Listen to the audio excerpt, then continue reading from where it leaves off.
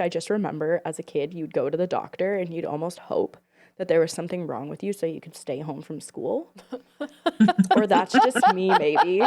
I literally, every time I go in, I'm Oh like, my tell me God. I have strep. Tell me I broke my elbow. Tell me something's wrong so I don't have to go to school. And Yeah. then now, as an adult, I'm like, please tell me there's nothing wrong with me. I'm so I'm tired. fine. I'm so tired of going to the doctor and them being like, all right, so your thyroid is really low and we're going to have to start this. And oh, your eyes are really dry. We're going to have to start serum drops and you're going to have to give 8 vials of blood once a month. And you're like, thank you. Thank you. I'm so glad that this is my life. And you go and you're like, please tell me nothing. Tell me there's nothing wrong, Yeah, but I'm still fine. test me for it. Yeah. Hey, I'm Les, And I'm Ree. This is Not That Kind of Book Club. a bookish podcast where we read it so you don't have to.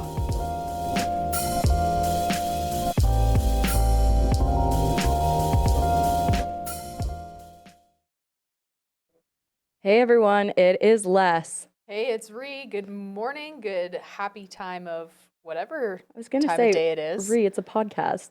They're listening They could be whenever. listening to it at midnight. Well, I guess midnight is good morning. I'd still say good morning no matter what time of day it is. Well, good day. Hopefully you're having a real good one. We're really lucky today. We have an author in studio / on Zoom with us. So everybody, welcome Tenille. Hi, Tenille. Hi, good day, wherever day. you're coming from. Yeah. Yeah, see, she gets it. She Yeah. gets it. But how's it going? How's your morning? It's great. My morning is going really well. I actually don't mind the cooler weather. It just allows me to get some work done at home instead of feeling like I need to be outside. Yeah, that is a very true thing. I feel like once it's chillier or raining, it's like I don't want to leave the house so I can actually be productive for today. Mhm. Take care of all those things that I've been putting off because it's too nice to be inside. Yeah, exactly. Yeah. Exactly. But Right. Yeah. okay, so typically how we start off our podcast is we do read, reading, and to be read. So basically, you just tell us what is the last book you read, what is the current book you're reading, and what is on your TBR or what you want to read next. And if you're not Okay. reading anything, you just say, Just I'm be not reading honest. anything. I'm too busy to read right now. Okay. The last book I read Mhm. was, oh gosh, it's right over there. Forget the name of it. Just get up and grab it really quick. Okay, 1 second. Yes. Perks of being At home zooming on from Zoom. home. It's the best. This is amazing. Okay, this is called Small Things Like These by Claire Keegan. I don't know Oh, if you, yes, it's such a oh, cute little book. yeah, I ordered it and I thought it would be longer. And I Mm-hmm. was like, well, is there like another series book in a series? But no. And then I watched the movie with There's a movie. Cillian Murphy. So that was really awesome. Oh, I did not know there was a movie. Yes, there is. Yes, yes. Heck So that yeah. was the last book that I read. I Yep. am currently not reading a book. Okay. And the next book that I want to read, my husband is actually reading it right now, and Ooh. he's keeps telling me how awesome it is. It's Kitchen Confidential by Anthony Oh, Bourdain. yes. So, yeah. Amazing. That is such a fantastic book. He has such a wonderful voice, and it's just so interesting to hear all the insider information on a kitchen if you're into the culinary Mhm. arts. Yeah, I absolutely love it because you're like in your I'm in my element. you are in your Someone's speaking my element. language. Yeah, because the last few times I'm like, hey, romance, hey, fantasy. And now we're like, Erotica. hey, nonfiction. Amazing. Okay. Ree, what are you reading? Currently, I am getting through The Nightingale and One Golden Summer. I love it. I love Yep. it. I am reading Dear Reader by Tate James. And then I've got to start our book And it's club a book. hefty one. Yeah, right. We didn't know how long this book is, but it's what is it? The Fragile Threads of Power by V.E. Schwab. It's a big boy. That is a big one.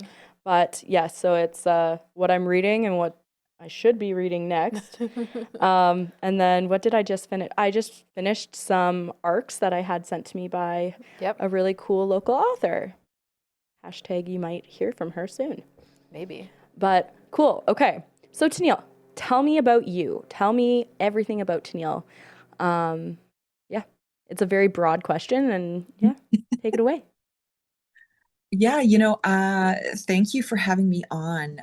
This is really great, and I love the platform and the concept. Aw, So my thank name you. is my name is Tennille. I live in Saskatoon, and if you had asked me this 2 years ago, I think my answer would have been pretty cookie cutter, right? I'm a mom, I'm a wife, I work in government, and my days are filled with household chores and running my kids around, and pretty white bread cookie cutter, until 2 years ago when I was diagnosed with stage 4 uterine cancer. And so my journey has been not the one I thought I would be on, Mhm. but these past 2 years have been more about exploring who I am and exploring my creativity and being brave and bold to try new things, in between treatment and all of the things that go along with managing a cancer diagnosis. So, um, during my initial cancer treatment time, I wasn't working, and my husband said, "You got to do something with yourself," right? I really didn't have any hobbies. And so he said, "You just need to start writing down what you're feeling." Mhm. And I wasn't into journaling. So I thought, well, how am I going to do this? I started writing down the journey. So the year 2023, that was my concept. Each month, what is this going to look like? And my daughter at the time, Lydia, she was in grade 12 and was managing her little life and what this meant of stepping into the next phase of her life and managing her mental health and understanding that, and you know managing her feelings around her mom having cancer. Mhm. Yeah. So I asked her to become a part of the book. I said, what if we wrote this together and wrote from each other's perspective of this year, right, month by month? And once we got past the side eye and like, oh, mom, I don't want to do this with you. Mom, that's so Um, cringe. It's like, yeah, I'm in like, grade yeah, 12. I'm cringe. my own That person. is the word. We wrote kind of in silo, and then we Mhm. brought in a contributing editor who helped us morph our stories together and really helped guide, because it would have been just two separate books kind of mashed together. And he really helped us design the and shape the stories together. So that that was a great learning experience for me, not only in how cathartic writing was, Mhm. telling my story in a vulnerable way, and also learning about the self-publishing process through Amazon. That was a lot of, looking up online and how do people do it, and then I worked with a wonderful person, Jennifer Sparks, through Stoke Publishing. She helped to kind of design the interior and gave me some coaching on that self-publishing process. And in September of 2024, so just last year, we launched. Our book is called Unremarkable: How Cancer and Grief Intertwined How Cancer and Mental Health intertwined our stories of grief and hope. So we are a few months in, and we Mhm. had a great launch party and great response. And I am just so happy that we took that chance on ourselves. Oh, definitely. Um, I mean, what you have gone through is credible. What you've decided to do with your journey is incredible. But I want to backtrack just a little bit. If this isn't too personal, what was the diagnosis process like for you? Because I think that, uterine and breast cancers, unfortunately, are becoming a little bit more common. So, what are some of the kind of signs and symptoms that you had so other listeners, maybe understand a little bit more about what this is like?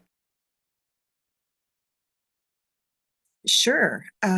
So back in 2019, Mm-hmm. I had a cyst on my skin, and I went to my doctor and had it removed, and then the pathology came back that it was cancerous.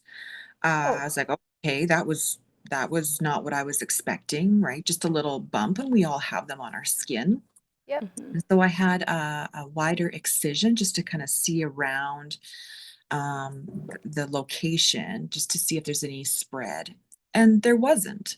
So I kind of tucked that away and, went on with my merry life. Yeah.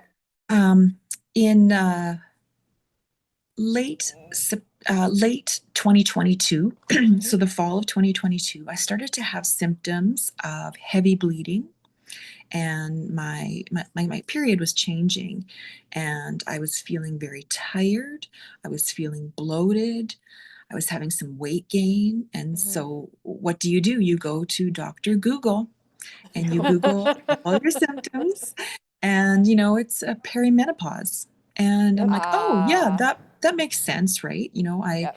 I was not a fan of the heavy bleeding, right? Like I had um, switched from tampons to pads because it was just, and switching every hour because it Oh was my goodness. so much. Oh, So I did go to my awful. doctor, and they're like, okay, so let's try to alleviate the symptoms of the heavy bleeding. And Hmm. so I had an IUD placed, right? And there was no, I never thought I'd have to go back on birth control, Oh, but I definitely. wanted the side effect of the birth control of eliminating the bleeding. So there it was. Um, but it didn't work. Months later, I was still bleeding, and I could feel pressure under my ribs. And I'm like, what is this? I could feel something on my right side. And the thing with women is that we have a lot of space in our pelvic region, right? We were made for having babies. Yep. And so I didn't understand what was happening. And perhaps, winter, it was dark and I was, tired and just Yeah. wasn't understanding what my body was telling me. It Well, wasn't and until I think too, I, not sorry, not to interrupt you, but I think too, being a female, that kind of pain is something that like we're used to in the sense of like getting cramps or anything like that. So you don't see it as any different. And I'm not saying that it's comparable to that, but those who have like really extreme periods and everything, you wouldn't necessarily think of it. And I think women have such a high pain tolerance when it does come to things that are related to our periods. That's again my own opinion, and I am Mm-hmm. very sorry for interrupting you. It was just one of those thoughts that I wanted to kind of put there because that's where the conversation was there. oh, absolutely. I do have a high pain tolerance. And, I would go to work and I would just eat, Oh my gosh. Advil like Tic Tacs, right? Just to get Hmm. through the Yep. day. And it wasn't until I would be so nauseous and I would be throwing up in the morning. Like, what is this? What's going on? Finally, I said to my husband, I think I have to go to Emerge. Something's happening here. I don't know what's going on. Oh. And so we went to Emerge at St. Paul's, Mm-hmm. and we were there for 8 hours. And I knew something was wrong. I just didn't know what. Even though I had, blood tests and an ultrasound and CT scan, and they kept adding more and more tests. I'm like, And the doctor was like, we're just, figuring things out, and we'll be right back to tell you. And I was like, oh, this isn't going to be good. And then when they brought us into a private room, Oh no. and the doctor kind of like came up really close and said, Tenille, we found a tumor and we think it's ovarian cancer. The tumor is 13 centimeters by 18 Oh my centimeters. God. Like it Oh, was it was like this. It was the size no. of a baby. Yeah, no Oh wonder you're Essentially. feeling it in God. your ribs. Oh Right. my So it was goodness. because it had grown so much. Every time I sat down or I coughed, or it was having difficulty breathing. And so the symptom of vomiting was it was putting pressure on my stomach. Yep. Oh Like my God. I was so mad at myself, right? Like how could I have missed this?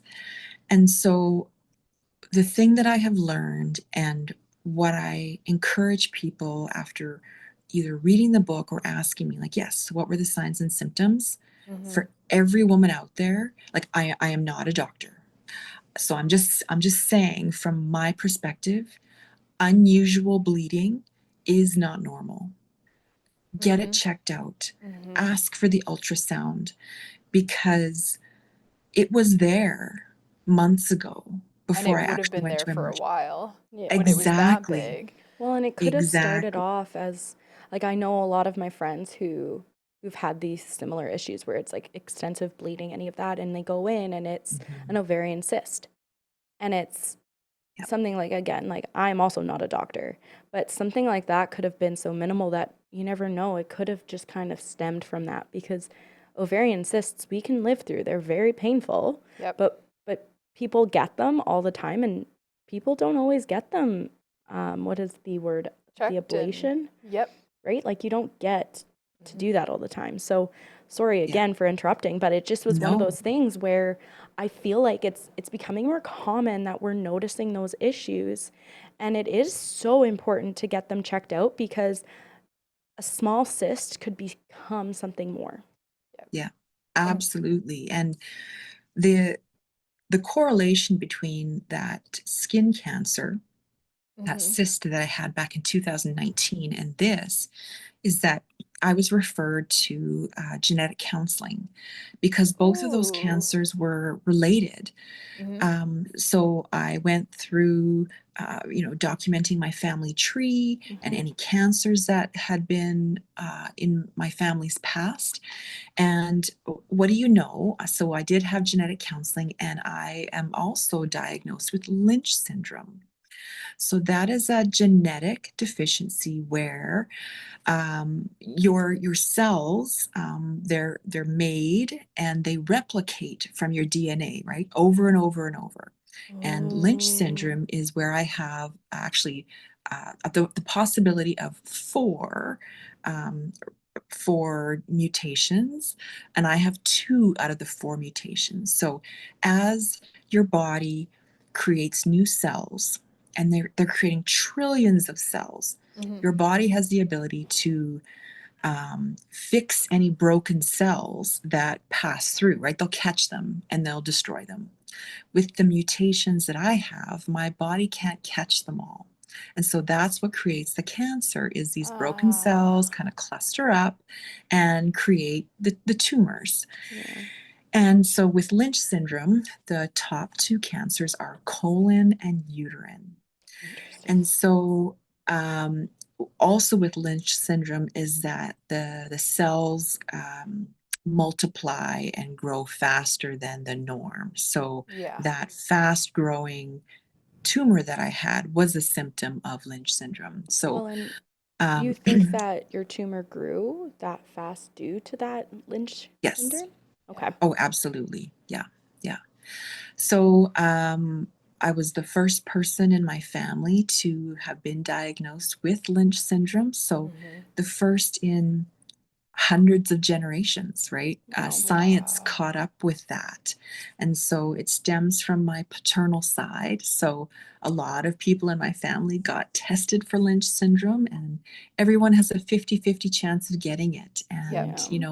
there's some survivor's guilt where some of my siblings do not have it, and you know, my dad, who again, it stems from my paternal side. So my dad was able to get tested and to take some steps to help him. So for that, I'm grateful that I was able to kind of protect my family or give them some, Yeah. ways to, prevent cancer from showing up in their lives too. So I guess this is probably a yes, but I'm going to ask the question anyways.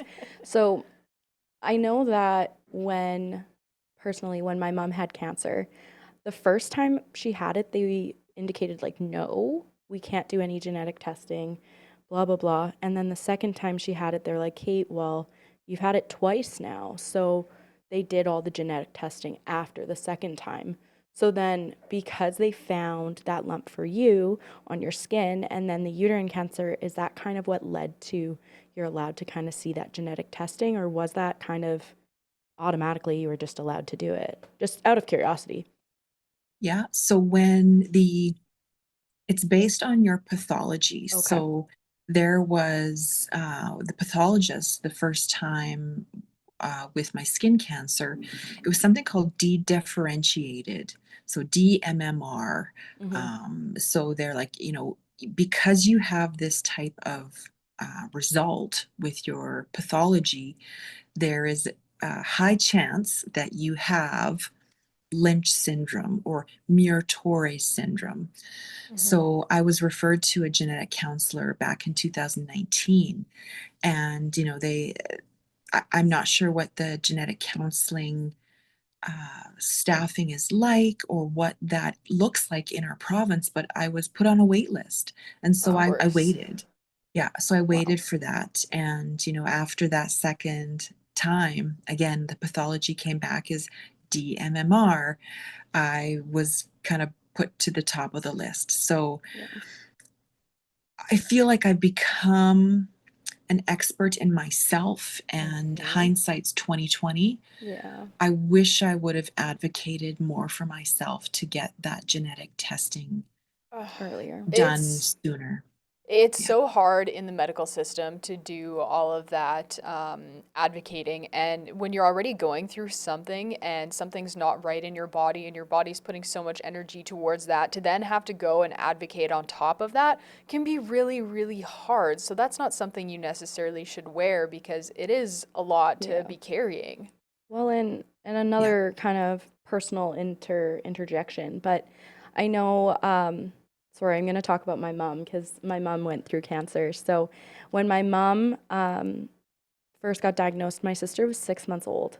So after my sister was born, my mom had a lot of difficulty breastfeeding, and she couldn't figure out why she couldn't breastfeed my sister. And she ended up going in thinking, oh, I have plugged milk ducts.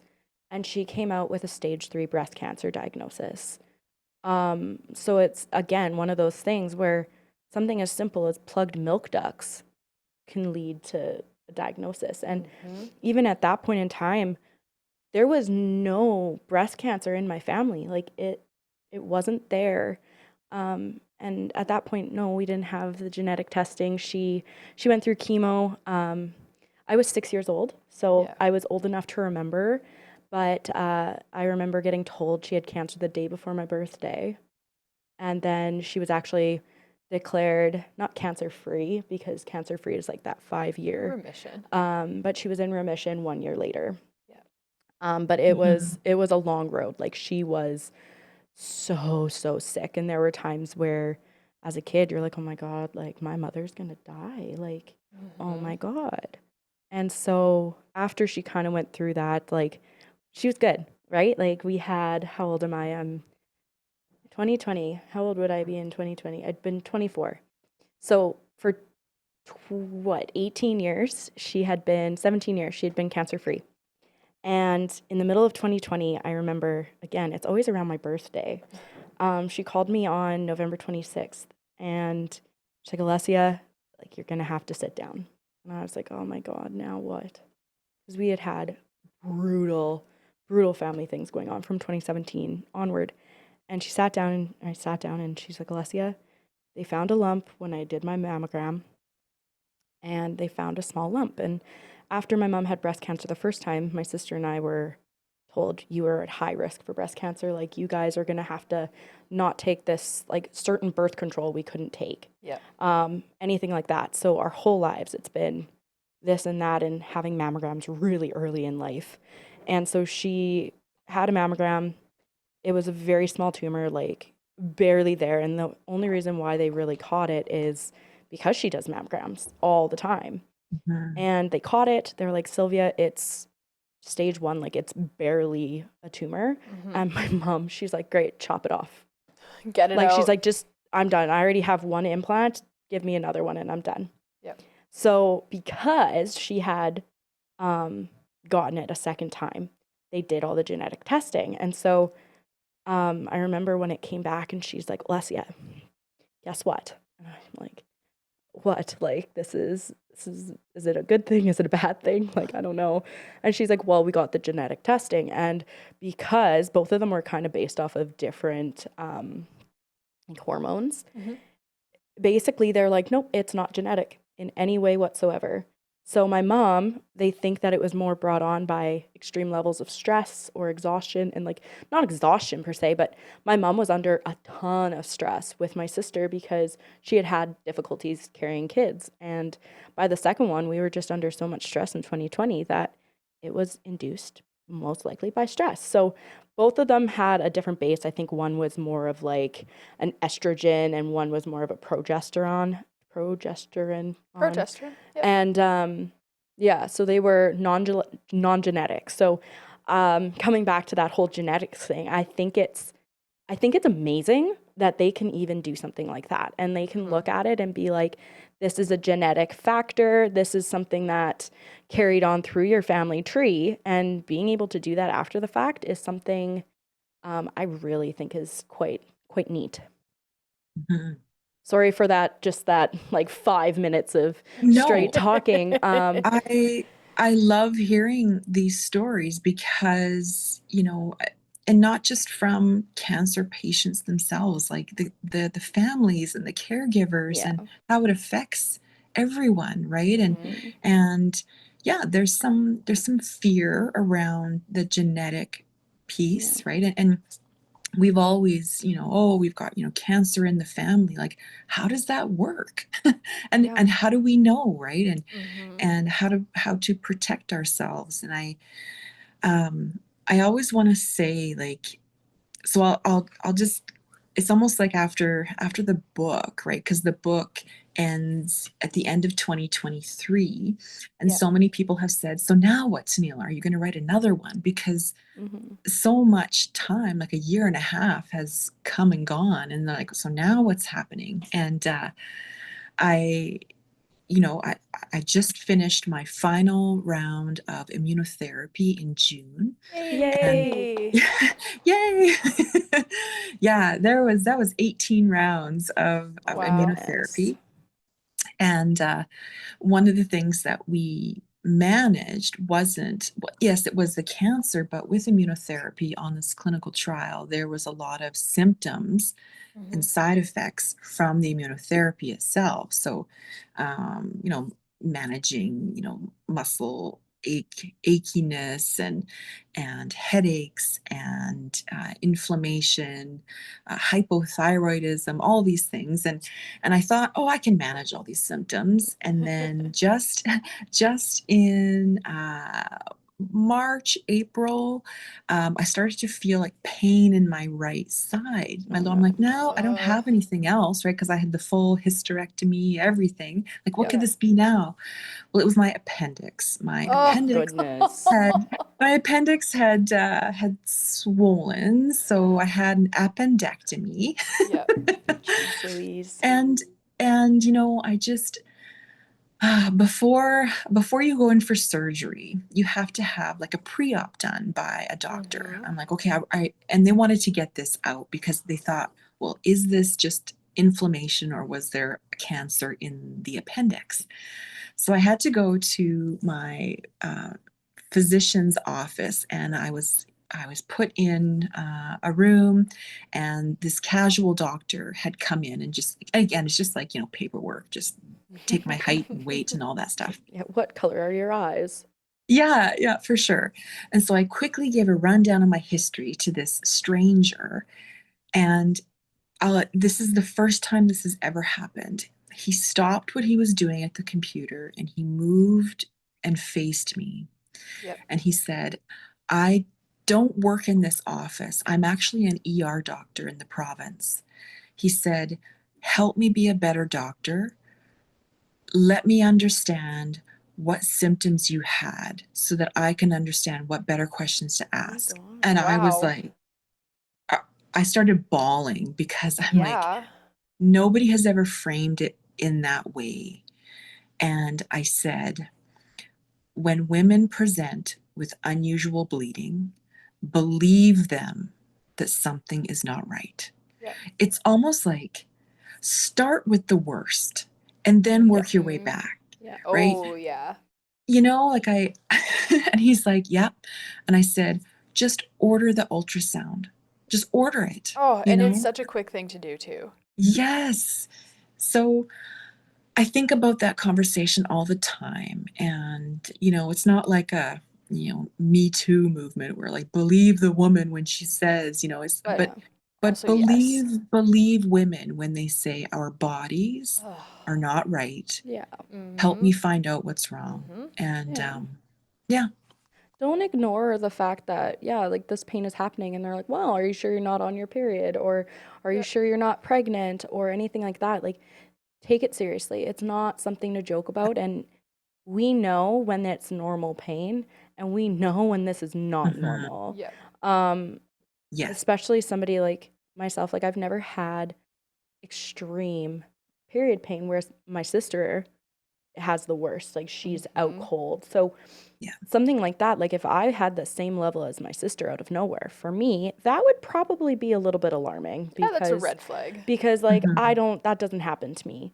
And I'd rather go in and get told that I'm healthy and that nothing is wrong than go in or not go in and something be detrimentally wrong. Mhm. Yeah. And this is like kind of off topic. I just remember as a kid, you'd go to the doctor and you'd almost hope that there was something wrong with you so you could stay home from school. Or that's just me, maybe. I literally, every time I go in, I'm Oh like, my tell me I gosh. have strep. Tell me I broke my elbow. Tell me something's wrong so I don't have to go to school. And Yeah. then now, as an adult, I'm like, please tell me there's nothing wrong with me. I'm so I'm tired. fine. I'm so tired of going to the doctor and them being like, all right, so your thyroid is really low and we're going to have to start this. And oh, your eyes are really dry. We're going to have to start serum drops and you're going to have to give 8 vials of blood once a month. And you're like, thank you. Thank you. I'm so glad that this is my life. And you go and you're like, please tell me nothing. Tell me there's nothing wrong, Yeah, but I'm fine. still test me for it. Yeah. Yeah. So I totally understand. In the sense, like, not understand in the sense I didn't go in and have a diagnosis like that, but the fact that it's like don't underestimate the pain that we're feeling and take it seriously. One other little piece, and then we'll shift gears. When I had really bad acid reflux, and it just kept getting worse and worse and worse. And I remember going to the doctor and fighting for myself, and it's like I can't lay down without everything in my stomach coming back up. I can't sleep. I can't do anything. And I remember going to the doctor. They sent me for a scope. Then they sent me to the thoracic surgeon. And the first time I saw my thoracic surgeon, he looked at me and was like, you know what? I think everything will be better if you just lost weight. And I remember walking out of there and I'm like, well, nothing's going to help. Like, that's not fair. And I'll give him credit. He did send me for 2 more tests. And coming in that second time, I sat down and I've never had a doctor do this to me before. And I've seen a lot of doctors. And he comes over, he sits on the stool right in front of me. He looks at me, he's like, Alessia, the first thing I need to do is say I'm sorry. I'm so sorry I didn't take it seriously. I didn't realize that it was this bad. Um, and basically, I ended up having stomach surgery. And it's a surgery that, for example, when I asked him, how long is this gonna last? His response is, I don't know. I've never had to do it because most of my patients have died before it failed. And I looked at him like, Okay. He's like, but you're only 25. They were like 85, 65 to 85 years old. So, of course, they died before he had to redo it. That sounds rude, but what am I going to do when I'm 50? So, moral of the story, they took a bunch of biopsies, everything, because they wanted to check if it was cancerous. There were a lot of things going wrong. And, at that point, I'm lucky. There's nothing there. But now I'm just kind of on edge all the time where it's like anytime something is wrong, I'm like, thoracic surgeon, hey, what's up? Can you check my stomach, please? So, very off topic, but I understand the whole like, you do need to fight because if a doctor sits there and is like, hey, you need to lose weight or hey, you need to change your lifestyle, okay, yes, you're correct. Maybe I do, but that doesn't change the fact that something's wrong. So, Right. there's my Full stop. full stop for a moment there, but I think we're going to shift gears just a little bit here, and we're going to talk about this amazing event that you are a part of organizing. So it is the Early Bird Bash. So tell Yes, me a the little bit early about it. yeah, for sure.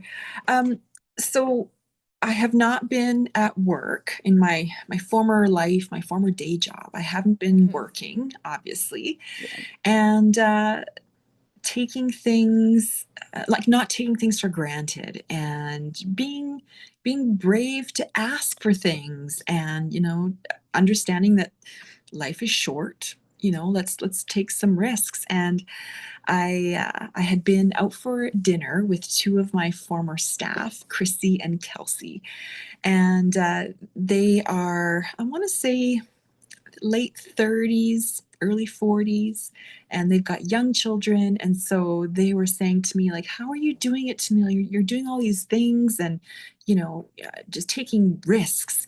And I said, well, we can do that too.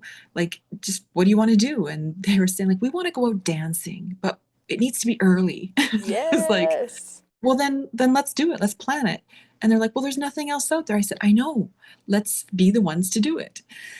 So we were sat at the table for like 3 hours, like planning, like how could we do this? And we had planned our weddings, and it's like finding a hall, finding a DJ, women only, safe space. Let's do it.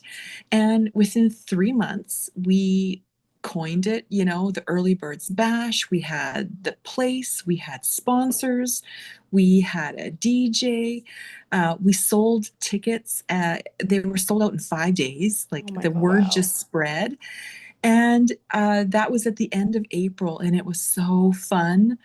Women were able to dance without fear of. I left my drink on the table and know that it's going to be safe. I can Oh my dance. God. That is wild. It's so true though. Yeah. Dance the way that I want to dance, right? There was a fantastic group of women who take pole dancing lessons, and Oh so yeah. they were able to dance the way that they wanted to dance without fear of being like groped or come up to, and just it was amazing. And a women only safe space where we could just enjoy each other. And it was great. And it started at 6 and it was over at 10, I love and that. people could either go home to bed and carry on with their day the next day, or Yes. carry on and go out for some late night appetizers. And it was so fun, and so we want to do it again. So we planned another one, Yep. and this one is going to be even bigger. So Oh my we are gosh. able to almost triple the size, Ooh. the number of people to come. And so it's October 17th. That's a Friday. And again, it'll be from 6 to 10 p.m. here in Saskatoon at the Cosmos Center. So just off Broadway and 11th. Yep. And we've got, female DJ. We've got, people sponsoring our event. We're actually collaborating with another girls group. So I don't know if you've heard of them. The girls who like to do stuff. They're an Instagram group that bring like-minded women, so Gen Z era, where they come together in person to do things because this group was in high school when COVID hit. And so their ability to kind of find each other and do things together, this group is doing that. So we're collaborating with them to kind of bring that group together to do dance, like dancing. Yep.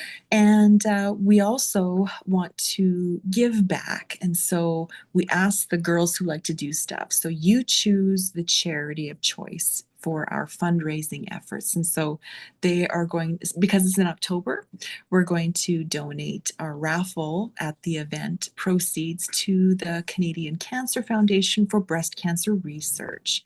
So Love lots of that. lots of good things from just this one random dinner night out of like, let's do something. And we Yeah. just did it, right? Yeah. Mhm.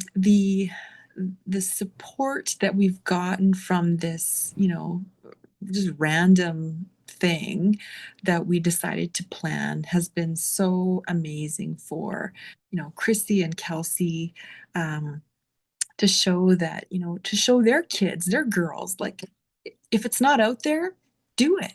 Just make it It's happen. just make it happen. So yeah, that's coming up for us. And Amazing. have tickets gone on sale for this one, or is it already sold out? They have not gone on sale yet. What we're Okay. doing is because we're collaborating with the girls who like to do stuff. So, members, if you're on their Instagram, Mhm.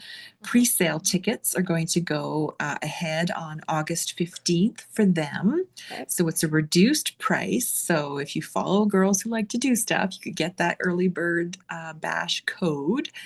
And then they'll go on sale for the general public and everyone else on August 29th. Amazing. So we still have a little bit of time before tickets Yes. go on sale. If people are looking to find, do you have a website or an Instagram they can find you on? Yes. So our website is earlybirdsbash.ca, Mm-hmm. or our Instagram is at earlybirdsbash. Amazing. Amazing. Nice. Pretty Jinx, you owe simple. me a soda. Um, Also, for our listeners, here's a little shout out for us. Not shout out for us, but in general. Ree and I are, or sorry, not that kind of book club.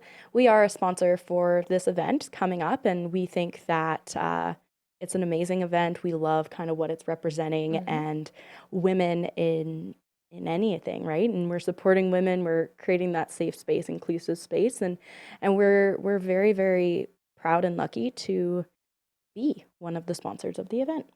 Big time. Very Yeah, excited for it.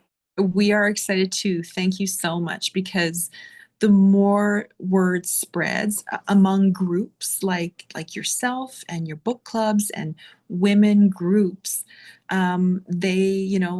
they decide together, hey, let's all buy some tickets and we'll go together. So Yeah. you can come on your own or you can gather your ladies and come and have a great night. So No, I thank you love for your that so support. We much. really appreciate it. Of Oh, of course. course. And that, Jinx, you owe me Again. another soda.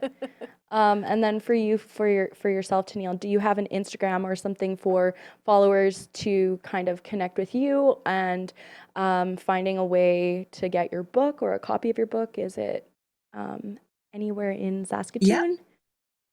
Yes. So my personal Instagram is at the real Tennille C.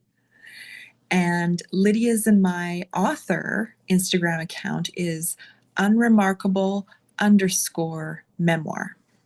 Okay. Amazing. Amazing. Well, Yeah. And thank you so much. yes, sorry, I was just going to say, and if Yeah. you, just put in Tennille Corbett or Lydia Corbett into Amazon, you'll find our book there. Amazing. Hopefully one day or soon we'll see your book at McNally or any of the local libraries, not local libraries, local stores Yeah, absolutely. soon, That'd be amazing. right? I Yep. love it. I love McNally. Oh yeah. We love good But McNally.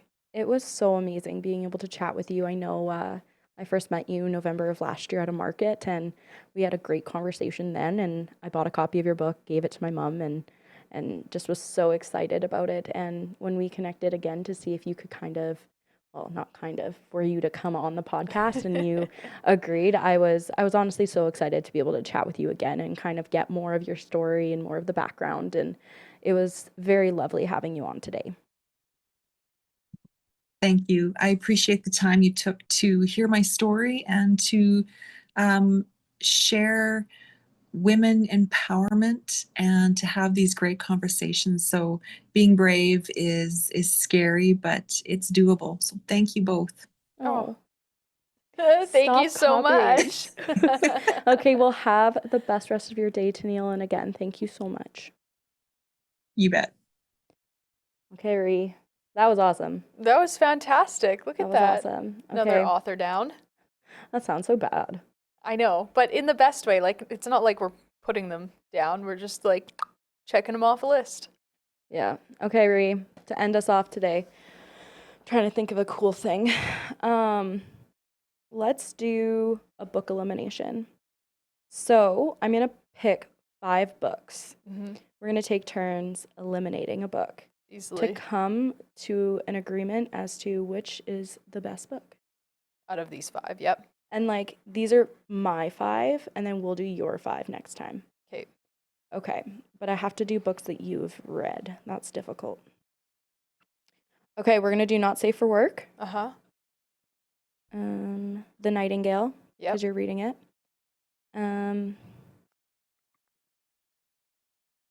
Mama Love. Yep. Oh my God, this is hard. Atmosphere Uh-huh. and One Golden Summer. Okay, well, can get rid of Mama Love, get rid of... No, one at a time. Oh, one at a time? Now I get to get rid of one. Okay, get rid of Mama Love, yep. Yeah, it's gone. Nightingale, Yep. gone. Your turn. Let's get rid of Not Safe for Work. Okay. Ooh, I get to pick the winner. Yeah. And these are both books I'm currently reading, so Whatever. one of them it's I'll okay. throw away. Just kidding. Atmosphere. So the winner is... One Golden Summer, which is also our book of the month. Wow, look at me. I feel like I just like set that up so that I Yeah, you could did. show the book of the month. All right, guys, I'm Les, I'm Ree. and thank you for joining us.